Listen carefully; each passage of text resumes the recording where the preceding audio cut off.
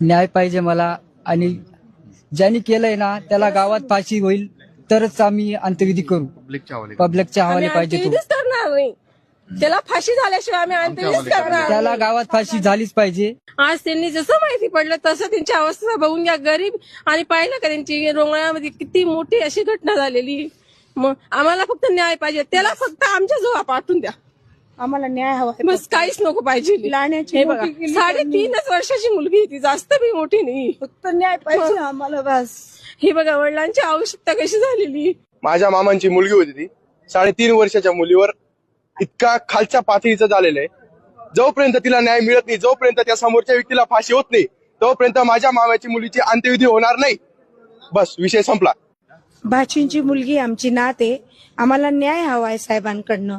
दादा भुसे साहेब, आम्हाला न्याय हवा आहे की आमच्या भाचीवर खूप मोठा अत्याचार झालाय, आमच्या नातेवर. डोंगराळे येथील खूप मोठी घटना झाली. फक्त हात जोडून एवढी नम्र विनंती की आम्हाला साहेबांनी न्याय द्यावी.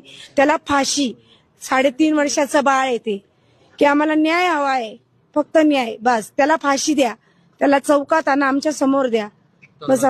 लगेच पाहिजे आम्हाला न्याय, फाशी द्या त्याला फक्त बस.